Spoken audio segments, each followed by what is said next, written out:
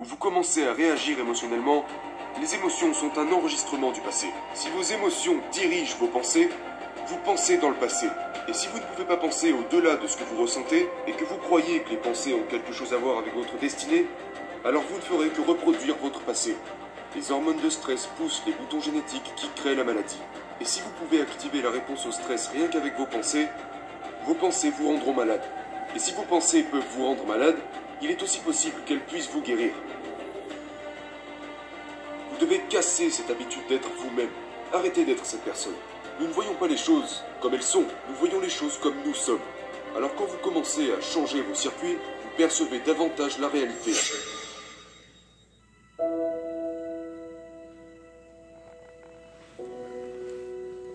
Je me suis fait renverser par un camion lors d'un triathlon en 1986 sur la partie cycliste de la course. Je me suis cassé 6 vertèbres de la colonne vertébrale et on m'a dit que je ne remarcherais plus jamais. Et la procédure chirurgicale typique pour les fractures multiples au niveau de la colonne vertébrale est assez délicate. Donc ils ont vissé des longues tiges en acier inoxydable dans mes vertèbres qui permettaient ainsi à ma colonne de rester en place. Mais le pronostic informait que je ne remarcherais probablement plus jamais, donc en quelque sorte, la chirurgie avait pour but de simplement me soulager, sans plus. Je pensais que je ne pourrais plus aller nulle part, que je ne pourrais plus rien faire. J'étais essentiellement allongé sur le ventre et je me suis dit, eh bien, il y a une intelligence qui nous garde en vie, qui fait fonctionner notre cœur, qui nous permet de digérer, et elle doit forcément savoir comment me guérir. Comme une intelligence qui nous maintient en vie. Et j'ai pensé, eh bien, si c'est une intelligence, elle a une conscience. Et une conscience est consciente, donc elle doit forcément faire attention à moi. Alors je me suis dit, regarde, tu vas passer la plupart de ton temps à essayer de te connecter avec cette intelligence pour pouvoir lui donner un plan, un modèle. Et quand j'étais vraiment présent avec ce modèle, je lâchais prise et je le laissais s'installer en moi pour ainsi dire autoriser la guérison. L'autre chose que je me suis dit, c'est que je ne laisserais aucune pensée interférer avec le résultat que je voulais expérimenter. Maintenant, dit comme ça paraît vraiment simple. Mais quand nous faisons face à un choc ou à un traumatisme, nous avons tendance à nous concentrer sur les scénarios que nous ne voulons pas voir se produire, plutôt que sur ceux que nous voulons voir se produire. J'ai traversé 6 semaines et demie d'enfer. Je ne pouvais tout simplement pas me concentrer et faire ce que je voulais faire, parce que je commençais à reconstruire mentalement mes vertèbres et à imaginer un résultat, mais j'imaginais quand même le fait que je puisse vivre dans un fauteuil roulant pour le reste de ma vie. Mais j'ai passé un accord avec moi-même qui était que, si jamais je pouvais marcher à nouveau, je passerais le reste de ma vie à étudier la connexion entre le corps et l'esprit, et l'influence que l'esprit peut exercer sur le corps. Puis j'ai commencé à me poser des questions plus importantes comme « Qui suis-je » ou « Pourquoi suis-je ici ?» Que se passe-t-il après la mort? Comment cela m'est-il arrivé? Quel a été le processus? J'ai commencé à étudier la science qui se cachait derrière tout ça. Et je n'ai trouvé aucun livre conventionnel à ce sujet. Parce que c'est quelque chose de non conventionnel qui s'assimile plus ou moins au miracle, vous savez. Donc j'ai commencé à étudier la physique quantique, les neurosciences, l'épigénétique et j'ai commencé à construire une sorte de modèle de compréhension. Lorsque vous vous tournez vers le stress et que vous n'arrivez plus à vous en détacher, vous vous dirigez tout droit vers la maladie. Parce que personne ne peut vivre longtemps et bien sous l'emprise du stress. Et l'être humain peut stresser rien qu'avec sa pensée. Si vous pensez à vos problèmes, vous manifestez une forme de stress qui se répercute sur votre corps. Et la plupart des gens le font sans même se rendre compte. Cette chimie du cerveau crée un pic d'énergie. Et les gens deviennent accros à ces pics d'énergie. Ils utilisent leurs problèmes et les conditions de leur vie pour réaffirmer leur addiction à ces émotions. Ils ont besoin d'un mauvais travail. Ils ont besoin de mauvaises relations. Ça signifie qu'ils deviennent accros à une vie qu'ils ne veulent même pas vivre. Vous devez aller au-delà de votre passé. Vous devez aller au-delà de vos émotions pour pouvoir faire de grands changements. Vous devez casser cette habitude d'être vous-même. Arrêtez d'être cette personne. Maintenant, théoriquement, ça sonne vraiment bien. Mais changer est une chose si difficile. Parce que tu reviens à tes sens. Tu reviens dans ta vie et tu te revois dans le passé. Quand tu es à tel ou tel endroit, face à telle ou telle expérience, tellement de gens réagissent inconsciemment à leurs pensées et sentiments dus à leur environnement. Donc, maintenant, leur environnement contrôle leurs pensées et leurs sentiments. Et ils pensent que pour changer, ils doivent changer d'environnement. Ils doivent être plus grands que leur environnement, plus grands que leur propre situation. Au moment où vous commencez à réagir émotionnellement, les émotions sont un enregistrement du passé. Si vos émotions dirigent vos pensées, Vous pensez dans le passé. Et si vous ne pouvez pas penser au-delà de ce que vous ressentez, et que vous croyez que les pensées ont quelque chose à voir avec votre destinée, alors vous ne ferez que reproduire votre passé. Les hormones de stress poussent les boutons génétiques qui créent la maladie. Et si vous pouvez activer la réponse au stress rien qu'avec vos pensées vous rendront malade. Et si vos pensées peuvent vous rendre malade, il est aussi possible qu'elles puissent vous guérir. Maintenant, au moment où vous décidez de changer, préparez-vous parce que vous n'allez vraiment pas vous sentir bien. Ça sera très inconfortable.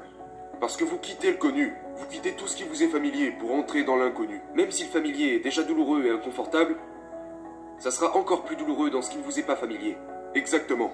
C'est pour ça que certaines personnes sont super heureuses d'être malheureuses. C'est ça. Les gens préfèrent s'accrocher à la souffrance qu'ils connaissent déjà, plutôt que de risquer de s'aventurer dans l'inconnu. Alors que ces gens devraient se dire, en réalité, je n'ai rien à perdre. Ils devraient se dire, je suis prêt à être mal à l'aise et pénétrer dans l'inconnu. Car il s'avère que c'est l'endroit idéal pour créer le nouveau. 95% de ce que nous sommes à l'âge de 35 ans est un ensemble de comportements mémorisés, comme un programme informatique, des réactions émotionnelles, croyances et perceptions inconscientes. Donc la première étape pour changer consiste à prendre conscience de la façon dont vous pensez. Et pour le savoir, vous avez juste à observer votre comportement en plus de vos émotions. Le fait d'observer votre état d'esprit ainsi que votre corps vous sépare de ce programme. Maintenant, votre conscience observe ce programme, et vous devenez plus conscient de vos comportements inconscients. Et cette première étape créera d'énormes quantités de chaos dans votre cerveau et votre corps. Le problème, c'est que les gens ont tendance à rapidement revenir à leurs vieilles habitudes, les mêmes émotions et comportements parce que ils se sentent mieux avec ce qui leur est familier.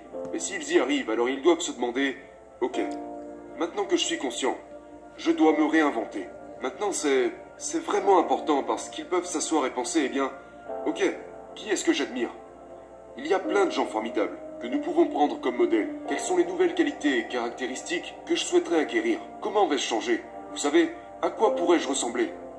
Commencez à penser, comment devrais-je être dans cette nouvelle vie ? Qu'est-ce que je vais changer à propos de moi-même ?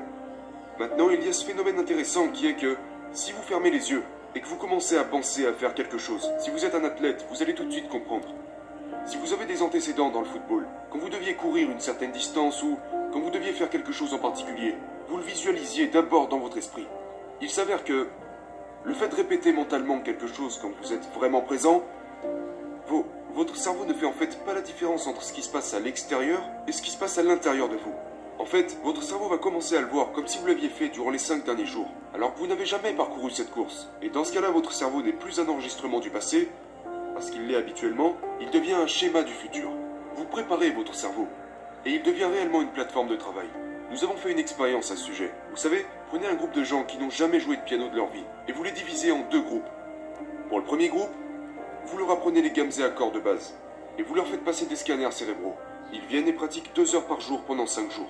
Et à la fin des 5 jours, si vous leur refaites passer des scanners cérébraux, ils ont en fait développé de nouveaux circuits dans le côté opposé de leur cerveau. Rien de magique, vous apprenez simplement quelque chose de nouveau. Apprendre, c'est créer de nouvelles connexions neuronales. Vous recevez des instructions, vous appliquez ces instructions, y impliquez votre corps et vous en tirez une expérience. Une expérience qui enrichit votre cerveau. Si vous faites attention à ce que vous faites et que vous le répétez, vous créez en fait de nouveaux circuits. Maintenant, vous prenez l'autre groupe de gens. Ils viennent et pratiquent 2 heures par jour pendant 5 jours, et vous leur faites également passer un scanner cérébral avant et après l'expérience. Mais la différence avec le premier groupe, c'est qu'ils ne vont pas toucher le piano. Ils ferment les yeux et se visualisent mentalement en train d'apprendre leurs gammes et accords. Et à la fin de ces 5 jours, ils ont développé la même quantité de circuits neuronaux que les personnes qui ont réellement pratiqué le piano. Qu'est-ce que ça veut dire ? Ça ne veut pas seulement dire qu'ils ont modifié leur cerveau en pensant différemment, mais que leurs cerveaux ont réellement cru qu'ils ont joué du piano pendant 5 jours. Maintenant, mettez-les devant un piano, sachant qu'ils n'en ont jamais joué auparavant. Ils joueront parfaitement les gammes et accords en question, parce que leur cerveau a été câblé pour cela, parce qu'ils se sont visualisés en train de le faire. Quelles sont alors les caractéristiques requises pour se plonger dans cet état créatif ? Tout commence par créer de nouveaux circuits correspondant à une nouvelle personnalité. Et cette nouvelle personnalité se connecte à votre nouvelle réalité personnelle. Vous devenez littéralement quelqu'un d'autre. Et maintenant, vous refusez les gènes de la maladie et vous développez de meilleurs gènes.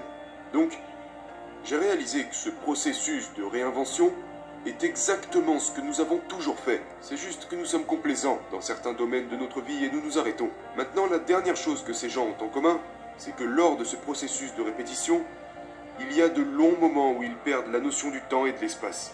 Autrement dit, ils sont tellement impliqués dans leur monde intérieur, leur imagination, que lorsqu'ils rallument la lumière de la pièce dans laquelle ils se trouvaient, ou qu'ils réouvrent les yeux, ou peu importe, ils pensaient qu'il s'était écoulé 20 minutes au mieux, mais il s'était écoulé 1 h 20 minutes.